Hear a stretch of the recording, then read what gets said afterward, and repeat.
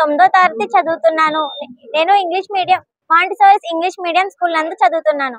ఇది నా ప్రాజెక్ట్ ఆది మానవుల యొక్క జీవనం. ఇందులో నేను నాలుగు దశలు చూపిస్తాను. ఇది మొదటి దశ గుహ. గుహ అనేది ఆది మానవుడికి మొదటి ఇల్లు. ఇందులో ఈ దశలో వాళ్ళు అలాంటి ఆయుధాలు వాడి జంతువులను చంపి పచ్చి మాంసం తినేవాళ్ళు. ఈ రకరకాలమైన ఆయుధాలు. సెకండ్ దశకి వచ్చేసరికి కొంచెం అడ్వాంటేజ్ అంటే కొంచెం డెవలప్ అయ్యారు కాబట్టి ఇక్కడ నిప్పును కనిపెట్టారు. ఇక్కడ పచ్చి మాంసం తింటే ఇక్కడ నిప్పును కనిపెట్టి వాటిని కాల్చుకొని తినేవాళ్ళు. ప్రెసెంట్ సైంటిస్టులు ఏం నమ్ముతున్నారంటే వాళ్ళు ఆఫ్రికాలో పుట్టి డిఫరెంట్ పార్ట్స్ కి మైగ్రేట్ అయ్యారు అని నమ్ముతున్నారు. అప్పట్లో అంత ట్రెడిషన్ లేదు కాబట్టి ఇలాంటి లీవ్స్ యానిమల్ స్కిన్ తో తయారు చేయబడ్డ ఇలాంటి కోట్స్ వేసుకునే వాళ్ళు.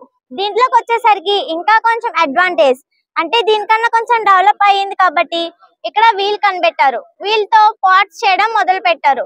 తర్వాత పెద్ద పెద్ద కొండల మీద నుండి యానిమల్స్ ని ఇలాంటి పుల్లల్ని దించుకోవడానికి ఇలాంటి కార్స్ యూజ్ చేసేవాళ్ళు. ఇది ప్రెసెంట్ స్టేజ్ అంటే ఈ వీల్ తో తయారు చేసిన మనం డైలీ లైఫ్ లో చూస్తాం. ఇలాంటి వీల్ తో తయారు చేసిన ఇలాంటి వెహికల్స్, సైకిల్స్, కార్స్, ఏరోప్లేన్స్ అవన్నీ చూస్తాం. అంటే అది పాస్ట్ ఇది ప్రెసెంట్ సార్. Thank you.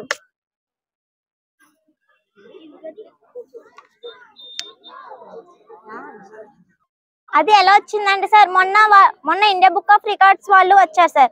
వాళ్ళు అన్ని ప్రాజెక్ట్స్ చూసి కొంతమంది బాగున్నాయి అని పెద్ద పెద్ద ఫీట్స్ అని అక్కడ ఎక్స్ట్రాడినరీ ఫీట్ అని ఎక్స్ట్రాడినరీ పీపుల్ అని ఒక సర్టిఫికేట్ పెట్టారు సార్ ఒక ప్రాజెక్ట్స్ మీద.